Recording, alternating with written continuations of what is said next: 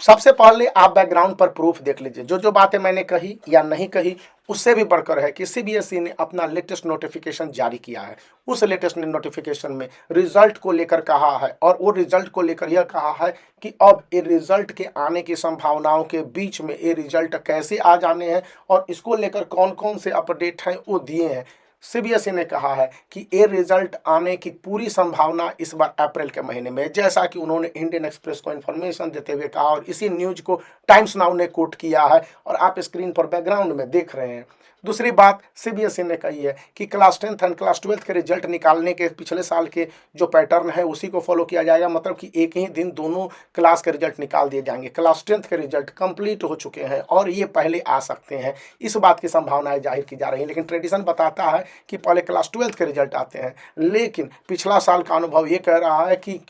एक ही दिन दोनों रिजल्ट को जारी कर दिया जाए। और इसको लेकर जो गवर्नमेंट ऑफ इंडिया का बताया जाता है कि प्रेशर है, जो मीडिया में रिपोर्ट है कि 19 अप्रैल से लोकसभा का जो फर्स्ट फेज इलेक्शन हो जाएगा, तो पूरी सरकारी मशीनरीज है और लोगों का ध्यान उस ओर होगा, तो आप रिजल्ट को ज़्यादा से ज़्यादा आप खींचेंगे तो गड़बड़ हो जाएगा। यहाँ पर आपका मतलब सीबीएसई से है, तो सीबीएसई को कहा गया कि भाई रिजल्ट निकाल दो। अब इस रिजल्ट को लेकर दूसरी बात आई है कि ज़्यादा एम्बिग्यूटी, ज़्यादा किसी तरह का डायलिमा, कन्फ्यूजन नहीं होंगे। तो इस तरह के रिजल्ट को निकालने के लिए सीबीएसई को सीधा सीधा है कि आप ये कोशिश कीजिए कि अधिकतर जो रिजल्ट के पैटर्न हो मोस्टली एक्सेप्टेबल हो। अब इस टर्म का कुछ मतलब होता है, और ये मतलब क्या होता है प्रत्येक स्टूडेंट के लिए अपने अपने मतलब है, मीडिया के लिए अपना अर्थ है और हमारे लिए अपना अर्थ है। मतलब कि रिजल्ट सर्वमान्य होने चाहिए, सभी को एक्सेप्टेबल होने चाहिए, ये बातें कही गई हैं। फिर थर्ड बात बोली गई है कि रिजल्ट को लेकर 18 अप्रैल तक यह कंफर्म किया गया है कि रिजल्ट के सभी प्रारूप को तैयार करने के लिए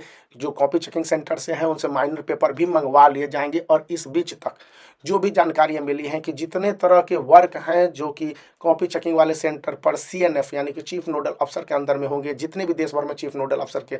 सेंटर बनाए गए हैं, बताया गया है कि ऐसे चीफ नोडल अफसर देश भर में 1000 से ज़्यादा हैं। अब 1000 से ज़्यादा चीफ नोडल अफसर बनाए गए, मतलब कि कॉपी चेकिंग कितनी फास्ट हुई होगी अनुमान कर लीजिए। और कॉपी चेकिंग के दौरान किसी तरह के भ्रामक स्थिति नहीं हो उसके लिए कि एग्जामिनर पर एग्जामिनर का लेयर दिया गया, मतलब सीबीएसई एरर प्रूफ जाना चाहती है, किसी तरह की कोई गलती ना हो, इस बात की भी दुरुस्तगी रखी है। उसने यह भी कंफर्म रखा है कि स्टूडेंट को जो मार्क्स दिए जाए उस दौरान किसी तरह का कोई प्रॉब्लम नहीं हो, और उसके बाद चूंकि लोकसभा का चुनाव है किसी तरह का हसल बसल या फिर कोर्ट में जाने की बातें नहीं हो, तो इस कारण से भी स्टूडेंट को बेनिफिट मिलने के चांसेस नंबर 1 बढ़ चुके हैं। थर्ड पॉइंट यहाँ पर है, इससे पहले मैं बताना चाहूँगा कि यदि आप सेंट्रल यूनिवर्सिटी की तैयारी में लगे हुए हैं तो ये 2 बुक काफ़ी उपयोगी हैं। ये इंग्लिश के हैं और ये आपके पास हिस्ट्री का है, जिसमें कि लास्ट 2 ईयर के क्वेश्चंस के साथ साथ बहुत सारी जानकारियाँ भी दी गई हैं आने वाले एग्जामिनेशन के लिए, सीयूईटी के लिए। तो आप इनका चुनाव कर सकते हैं, तो बने रह सकते हैं। और जो लास्ट और लिस्ट अपडेट है सीबीएसई की ओर से, उसमें साफ साफ ये बताया गया है